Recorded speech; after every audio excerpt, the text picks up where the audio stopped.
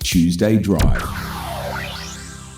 Now, Shoalhaven River Watch have been busy around Minamurra. What have you guys been up to up there? Well, yeah, we've been busy mainly in the Shoalhaven River, but we've established a nurseries at the golf club. It's in the tidal zone, and every year we propagate we collect about 1,000 seeds and put them in the nursery. And this year we had like a 100% success rate, which was great. And so I guess we're the only ones in the whole south coast that have got a nursery propagating saltwater plants. And up at Minamurra River, Sydney Water had a burst main. It was a major pipeline that goes across the Minamurra River, across the whole railway line there. And it burst and they had to repair the water main. They destroyed a lot of the mangroves there with their excavators. And so we were given the job to actually do the repair work. So last week 10 of our volunteers went up and we planted 160 trees in the tidal zone at the Minamurra River for Sydney Water. So how long did it take you guys to do all that? Oh, not too long. We've got it down pat pretty well. We've got all the right gear and probably about 2 hours, I saw. And so it was a paid job because that was we put a price in and with other contractors, I guess, and we were successful. So we had lunch at the Saltwater Cafe after. So it's a social thing as well. So that was really good. So we've been able to help other land care groups. The Lane Cove Land Care Group, which is in Sydney Harbour, they've been trying to establish mangroves in the Lane Cove, and they've had no success. So we donated them 150 plants a few months ago. They came down with a box trailer and we filled them up, and they will be coming down to help us propagate this year, which is in October when the seeds start dropping in the Shoalhaven River, and we'll show them how to propagate mangroves for their catchment. And also we've had another call from Georges River. They got a rehabilitation job there, and we'll be probably giving that land care group there another 500 plants probably in early next year.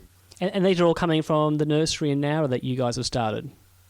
Yeah, that's right. Actually, it started by Charlie Weir.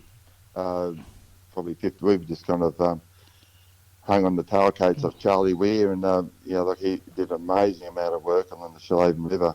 I think altogether now, since we started 20 odd years ago, there's been over probably 110,000 mangroves have been planted along the Shoalhaven River and 25,000 casuarinas. So the land care group has been pretty active over the years, and now we're expanding a little bit up and down the coast. How does it feel to be contacted by other groups such as the one from Lane Cove and then the one from the Georges River? The fact that they're contacting you here in the Shoalhaven, asking for your help and assistance.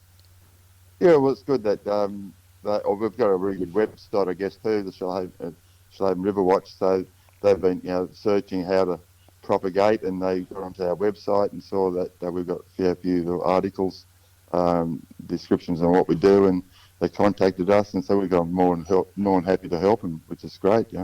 So I think they're looking at bringing 10 of their volunteers down in October, and they will help us propagate next year's plantings, and that's payment, I guess, for us giving them plants this year. So it's a bit of another contact, and it's good, and it ended up being pretty social too. So we'll probably have a barbecue lunch after the working bee. Yeah. So just how it should be, Peter.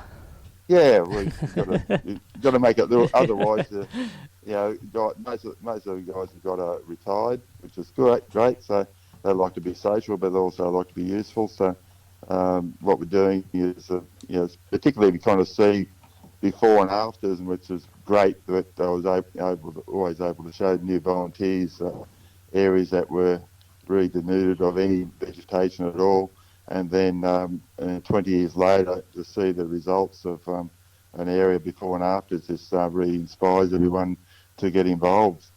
So it's a good outcome for everyone. Hey, but I just want to take you back to the work you guys have just done up there at Minamurra River. So from my understanding, do you have to wait for the tide to go out before you actually start planting these mangroves?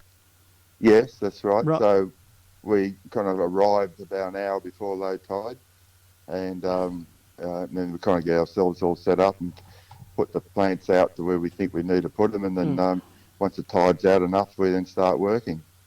So do you basically have to sort of plan your day quite well? Because I presume you only have a certain amount of time that you can actually go out there and plant them. Yeah, we've only got like 3 hours. And Wow. It's a bit tricky because we like to kind of do the work in the morning. I really wanted to have a lunch up there as well, so it wanted to be a morning event. The other thing is Tuesday seems to be the best for, if I call for a working bee on a Tuesday, I'll get more guys and women on a Tuesday, because if it's a Wednesday, it's golf day. If it's Friday, it's babysitting grandchildren or whatever. So I try to pick a Tuesday morning. Seems to work best for us. And so once you've planted them, and obviously the tide comes back in, do you sort of ever lose any of the plants because the holes haven't been dug deep enough, or they sort of well established by them? No, it's pretty well established. They're in 100 ml pots. Right. So we actually put the whole pot.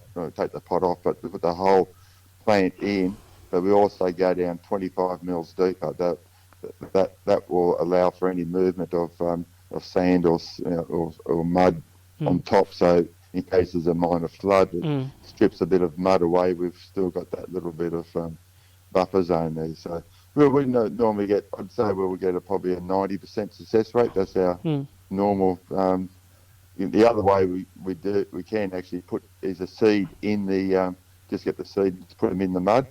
But you only get about a 5% success rate, so you might put a couple of thousand seeds in, but you really get a low success rate because the seed is reasonable size. It's probably nearly half the size of a golf ball, and it's kind of sitting there in the mud, and the roots have got to go down. It might take a few weeks for the roots to get down deep enough to hold that seed in place, but all you need is one boat to go past at the right tide level, and one little wave, even though it's a 150 mil high wave, it will break the root of the seed, and they just they can't handle having any damage to the root system. As soon as they get damaged, they just die. So Charlie realised that and built this nursery a long time ago, and so the water just comes in gradually through the holes of the tin. It's just basically an area that we've kind of buffer off from the wave action, and just allows the water to come in slowly. And that's the beauty of this nursery. We don't have to water them because the tide comes in twice a day and covers them completely. And and so so we're just going to come back and just have a check out every couple of months. And like last year, we had a 100% success rate, which was fantastic. So it's good.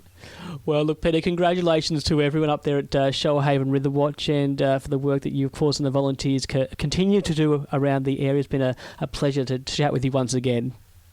Well, good. Thanks for your support. And also, if anyone's interested in being involved, just go to the Shoalhaven Landcare website and just register their interests, and we'll get back to them. This is Tuesday Drive.